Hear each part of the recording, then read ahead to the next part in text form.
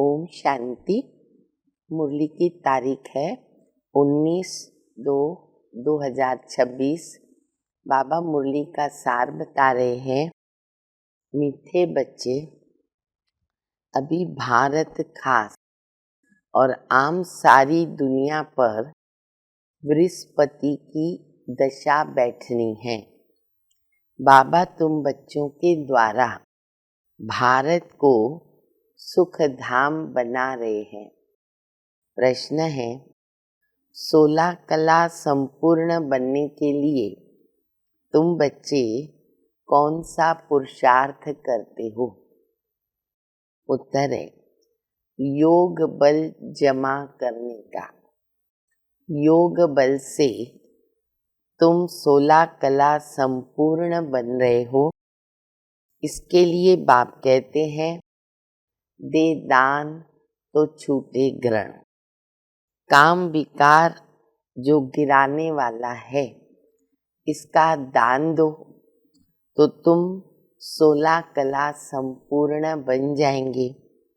दूसरा, देह अभिमान को छोड़ देही अभिमानी बनो। शरीर का भान छोड़ दो। मुरली का गीत है, तुम्ही हो माता पिता तुम्ही हो। तो बाबा कहते हैं, भक्ति में गायन है। अब ये गीत बनाए गए हैं और ये भक्ति टाइप का भी गीत है। तो बाबा कहते हैं कि तुम तो प्रैक्टिकल में हो। तुम्ही हो माता पिता तुम्ही हो। हम माता पिता से मिले और उनके सन्मुख माता पिता प्रैक्टिकल में हैं। तो बाबा कहते तुम सचमुच बाबा से प्रैक्टिकल में वर्षा ले रहे हो। तो तुम बच्चों को बहुत खुशी रहनी चाहिए। तुम बच्चों के ऊपर अभी बृहस्पति की दशा बैठ रही है। बाबा सन्मुख तुम्हारे हाजिर है। भारत फिर से देखो 16 कला संपूर्ण बन रहा है। कहते हैं ना, दे दान तो छूटे ग्रहण। तो बाबा कहते बच्चे तुम्हारे जो अवगुण है ना, वो बच्चे दान दे दो बाबा को। अगर दान नहीं देंगे ना तो बन नहीं पाएंगे। भारत देखो स्वर्ग था, लक्ष्मी नारायण का राज्य था। बेहद के ड्रामा में, ये जो ड्रामा है इसमें फर्स्ट क्लास अगर एक्टर हैं तो बाबा कहते वो है लक्ष्मी नारायण, जो विष्णु का कंबाइंड रूप है। और वो फिर अंत में बनते ब्रह्मा सरस्वती। तो ये राज भी हम समझते हैं। फिर बाबा बता रहे कि व्यापारी लोग चोपड़ा लिखते हैं तो क्या करते हैं, स्वास्तिका बनाते हैं। स्वास्तिका निकालते और 4 भाग एक जैसा बांटते हैं। तो इसके ऊपर बाबा हमेशा जगन्नाथपुरी और श्रीनाथ द्वारा उनका मिसाल देते। आज भी बाबा दे रहे कि वहाँ केवल चावल बनता है बिना घी वाला, और श्रीनाथ में सच्चे घी का बहुत कुछ 36 प्रकार के जैसे पदार्थ बनते हैं। और वो भी जब बनाते हैं ना तो मुंह बंद रखते हैं, मौन में बनाते हैं। प्रसाद को बहुत इज्जत देते हैं, भगवान को प्रसाद चढ़ाते बहुत इज्जत देते हैं। तो बाबा कहते इस समय मोस्ट ब्लवेड बाबा, जिनको दुनिया इतना याद करती है, वो तुम्हारा सर्वेंट बन करके सेवा कर रहा है। बच्चे, रावण ने तुम्हारे ऊपर राहु की दशा बिठा दी। तो अभी अपने को घाटा मत डालो, नुकसान न करो। घाटा डालने वाले को क्या बोलेंगे? कोई व्यापारी घाटा डालता है तो बाबा कहते उसको तो अनाड़ी कहा जाएगा, और ये तो सबसे बड़ा व्यापार है। बाबा कहते बच्चे आगे चल कर के ना तुम्हारे मेले प्रदर्शनी आदि बहुत होते रहेंगे, तुम्हारे चित्र भी बनते रहेंगे। बच्चे चेक करो कि हमारे में कोई छोटा बड़ा कांटा तो नहीं है। क्रोध का कांटा भी बहुत बड़ा है और खराब है वो कांटा, तो उसको भी चेक करो।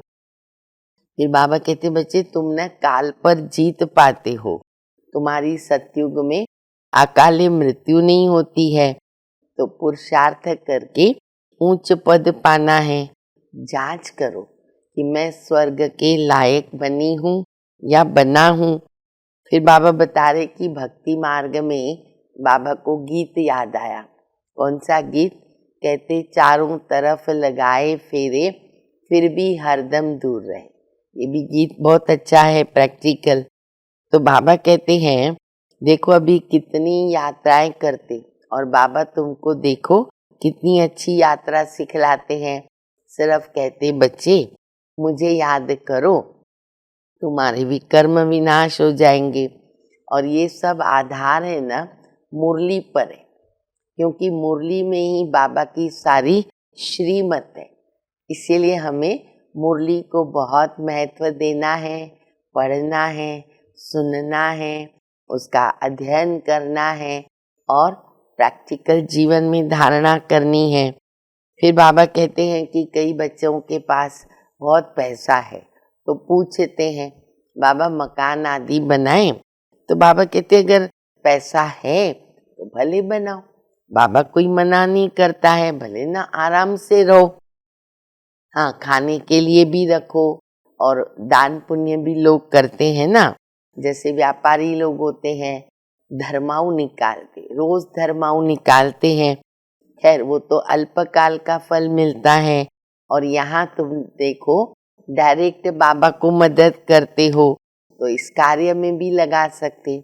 बच्चे मुझे नहीं चाहिए, हाँ बाबा को रहने के लिए मकान चाहिए नहीं, बाबा तो बिंदी है कि जो भी कुछ हो रहा है तुम ब्राह्मण बच्चों के लिए है। फिर बाबा कहते अच्छा सेवा में बड़े आदमी हैं, उनके पास हॉल है तो उनको बताओ कि देखो हमको 2 घंटा सुबह 2 घंटा शाम दे दो, चित्र हम लगा देंगे, आकर के सेवा करेंगे, खर्च हमारा और नाम तुम्हारा, आकर के हम लोगों को कौड़ी से हीरे जैसा बनाएंगे। तो ऐसे अच्छा पुरुषार्थ करना है ताकि हम महाराजा महारानी बने, जिनको फिर बाबा कहते द्वापर में विकारी राजाएं भी नमन करते हैं। अभी हम सुनते हैं धारणा के लिए मुख्य सार, जो भी अंदर में कांटे हैं उनकी जांच करके निकालना है, रामपुरी में चलने का पुरुषार्थ करना है। दूसरा, अविनाशी ज्ञान रत्नों का सौदा करके किसी का भी कल्याण करने में समय देना है, हसीन बनना और दूसरों को बनाना है। वरदान है, तमोगुणी वायुमंडल में अपनी स्थिति एकरस अचल अडोल रखने वाले मास्टर सर्वशक्तिमान भव। दिन प्रतिदिन परिस्थितियां अति तमो प्रधान बननी है, वायुमंडल और भी बिगड़ने वाला है। ऐसे वायुमंडल में कमल पुष्प के समान न्यारा रहना, अपनी स्थिति सतो प्रधान बनाना, इसके लिए इतनी हिम्मत शक्ति की आवश्यकता है। जब ये वरदान स्मृति में रहता है कि मैं मास्टर सर्वशक्तिवान हूँ, तो चाहे प्रकृति द्वारा, चाहे लौकिक संबंध द्वारा, चाहे दैवी परिवार द्वारा कोई भी परीक्षा आ जाए, इसमें सदा एक रस अचल अडोल रहेंगे। स्लोगन है, वरदाता बाप को अपना सच्चा साथी बना लो तो वरदानों से झोली भरी रहेगी। अव्यक्त इशारा, एकता विश्वास की विशेषता द्वारा सफलता संपन्न बनो। इस परमात्म ज्ञान से विश्व में एक धर्म, एक राज्य, एक मत की स्थापना होती है। आपके इस ब्राह्मण संगठन के एक मत की विशेषता देवता रूप में प्रैक्टिकल चलती है। यह विशेषता ही कमाल करेगी, इससे नाम वाला होगा, प्रत्यक्षता होगी। तो इस विशेषता में नंबर 1 बनो। इसके लिए जो अपना मूल संस्कार है उसको मिटाकर बाप दादा के संस्कारों को कॉपी करके समान और संपूर्ण बनो, तब हर एक से बाबा दिखाई देगा और प्रत्यक्षता होगी। अच्छा, मीठे मीठे सिकिलदे बच्चों प्रति माता पिता बाप दादा का याद प्यार। Good morning. रूहानी बाप की रूहानी बच्चों को नमस्ते।